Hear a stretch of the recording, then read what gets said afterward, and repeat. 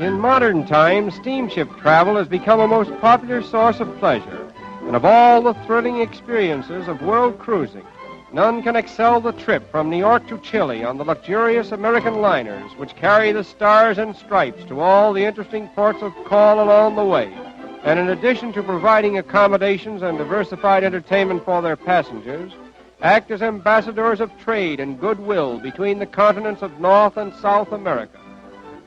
The passengers we meet on board represent so many walks of life and hail from so many different countries that they bring to this great pleasure craft an international atmosphere.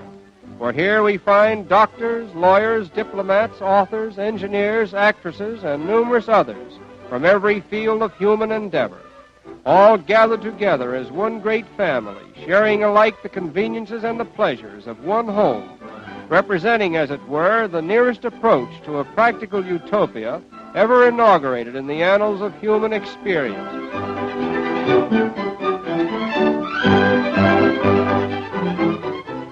In all our world travels, nothing has brought us greater pleasure or more friends than life on board these luxury liners, and we feel highly indebted to the great steamship companies who have contributed so much to the comfort and pleasure of modern travel and the consequent enlightenment of mankind.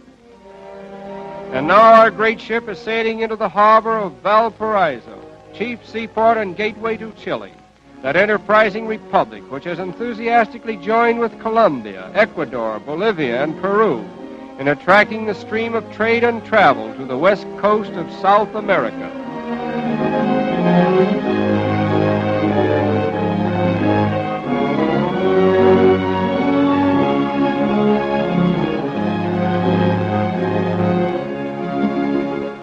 The customary thing to do after arriving at Valparaiso is to drive out to Viña del Mar, a picturesque suburb with a colorful array of hotels and private residences, a golf course, a racetrack, bridle paths, and bathing beaches, all combining to make Viña del Mar one of South America's most popular pleasure resorts.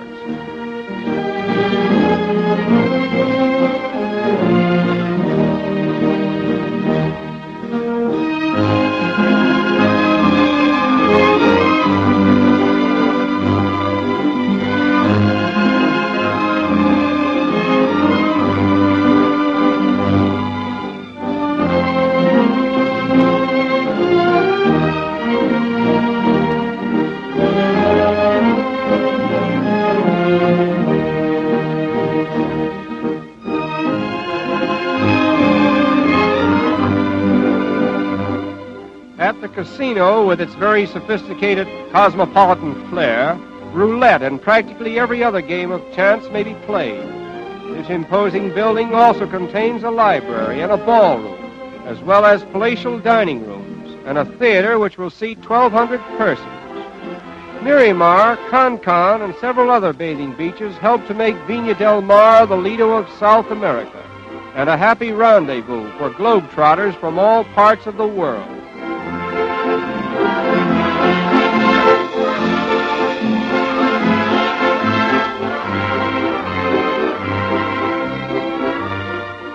A few hours' rail journey from Valparaiso is Santiago, the capital of Chile and the fourth largest city in South America.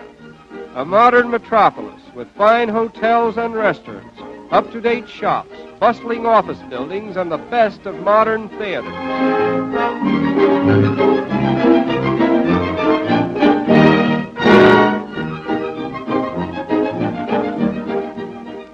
The Union Club is one of the most famous of its kind in South America, and its membership list reads like the who's who of an international institution.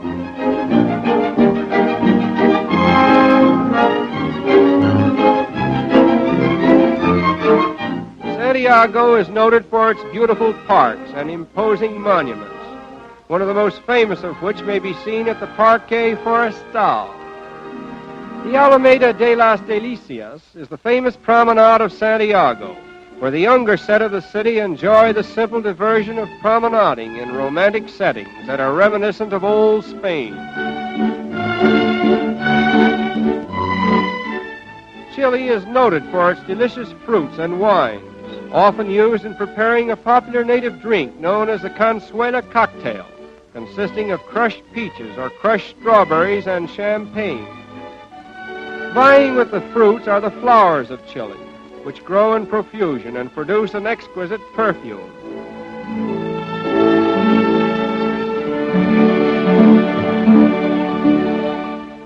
At Santa Nicolasa, we met a little caballero of 6 years, practically born in the saddle and considered to be one of the champion riders of Chile.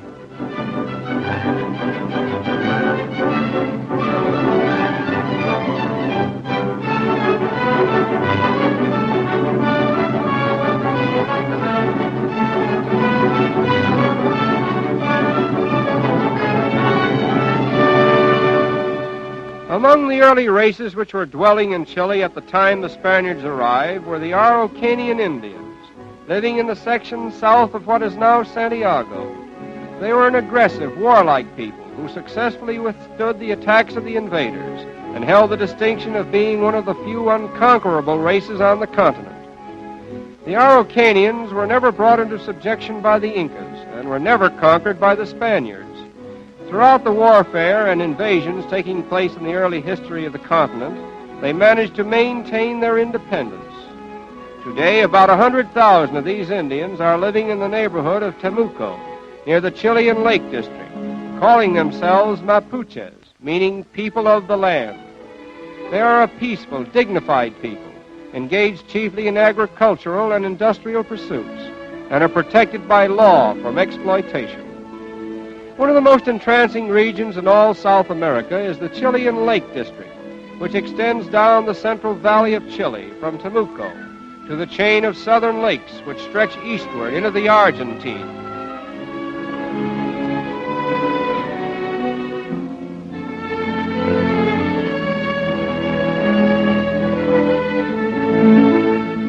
Many of the lakes and streams abound in trout and salmon, providing a veritable paradise for the fishermen.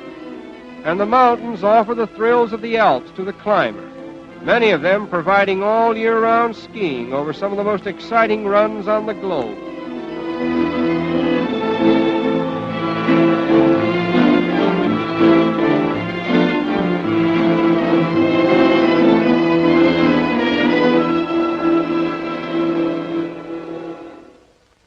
The crowning scene in this beautiful region is the snow-capped volcano, known as Osorno, or the Fujiyama of Chile.